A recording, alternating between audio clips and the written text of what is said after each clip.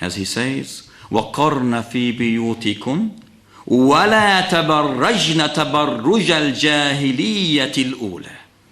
And remain in your homes, your protected places, your safeguarded places, your security, and do not display yourself like that of the times of jahiliyyah, of ignorance. What does the tabarruj mean? It means do not display your charm. Do not display your body features. Do not move your body or walk in a show-off way. Do not talk in a soft way in order to entice or tempt man.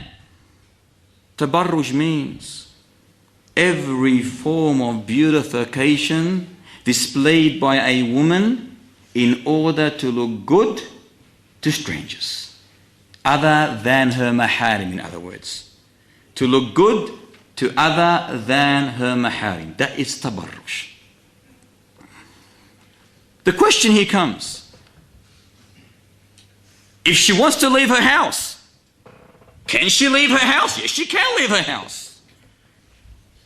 But how should she leave her house?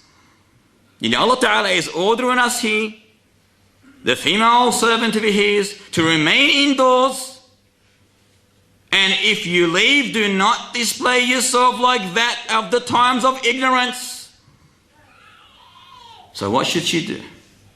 You know, when we wake up in the morning today, what do?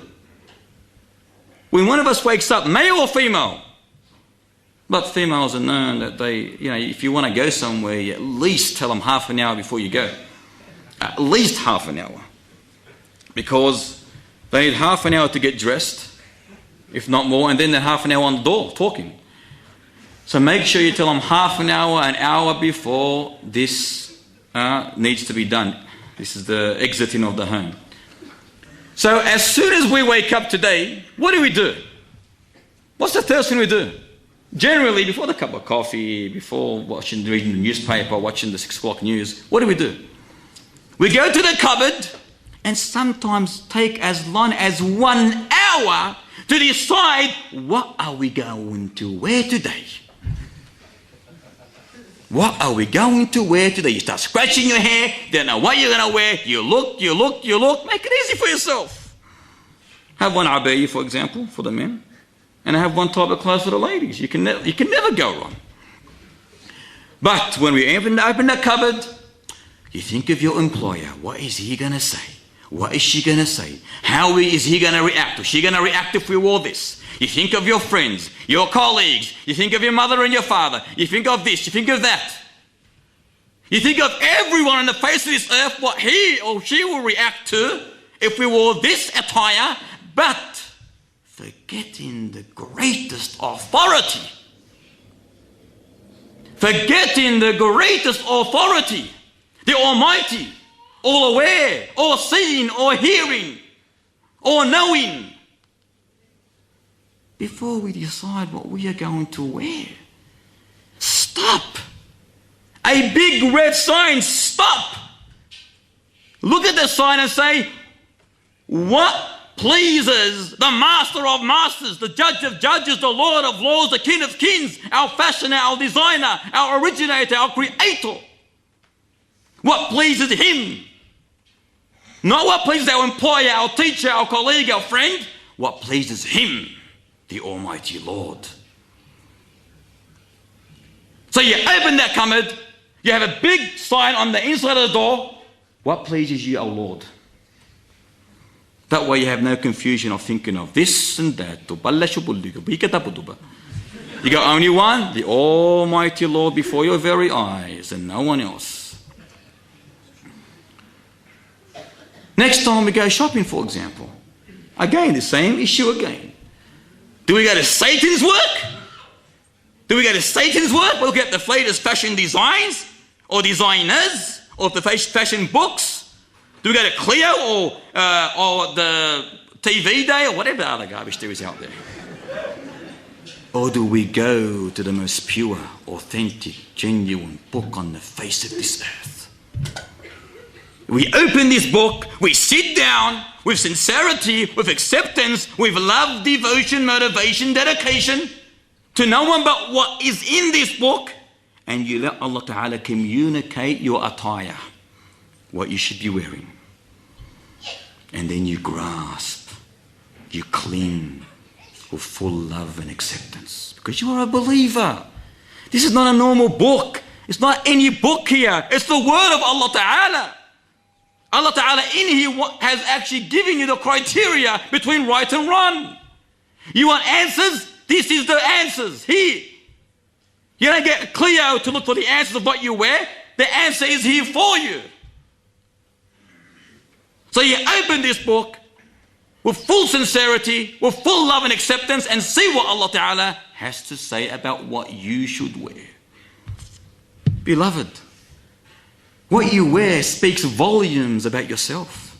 It speaks volumes about yourself. This is why a complete stranger can surmise your age, your gender, your ethnicity, your vocation, education, economical status, even your character and personality based on what you wear.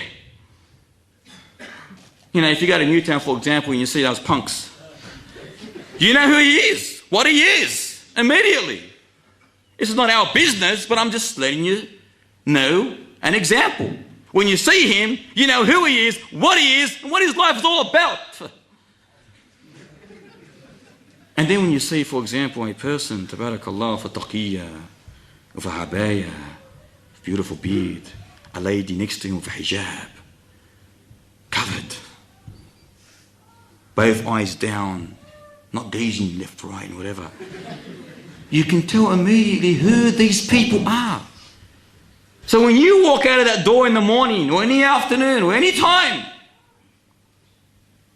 you want people to see that you're a peaceful, affectionate, loving, caring Muslim. A peaceful Muslim, because Muslims are not terrorists.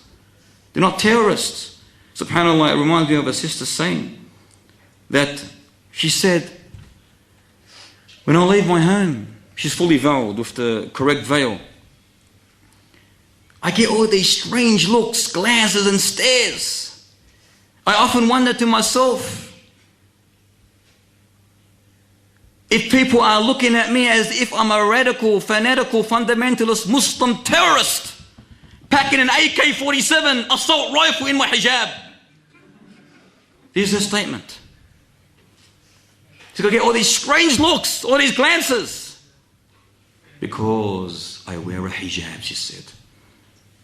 I think that covers my head, chest and neck. And I do it because I'm a Muslimah, she says. Because I'm a Muslimah. And obviously if she's a Muslimah, she's abiding by what a Muslimah has to abide by. The criteria which is in the Quran. And I do it because I love Allah. Because I love Allah. And He will protect me wherever I go. This is her statement. SubhanAllah, what reliance and trust. What stability and firmness and steadfastness. And He will protect me wherever I go. Meaning, if it's ordained for me, it's going to happen regardless. But He's my security. He's my bodyguard, in other words. He takes care of me, no one else.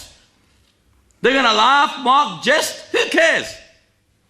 I have to wear this because Allah loves it and I love Allah. And this is the way I'm going to be. And then she says, to continue the actual paragraph, she says, and I believe this is my body. This is my body, my own private business. And then she says, so keep your lustful eyes away from me. Because she's wearing the hijab for what reason? For what reason?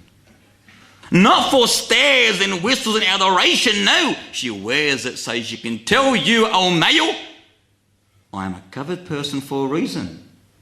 So you do not look at me. I belong to one and not only one, to my husband and no one else. My beauty is for him and no one else. You can see this obedient servant. And subhanAllah, you don't want to meet her in a dark alley, would you? A person like that, tabarakallah, Allahu Akbar, Allahu Akbar. You know, if there were sisters like that, you know, for all the husbands, Allah, for the men, Allahu Akbar. It reminds you of Ammara, tabarakallah, and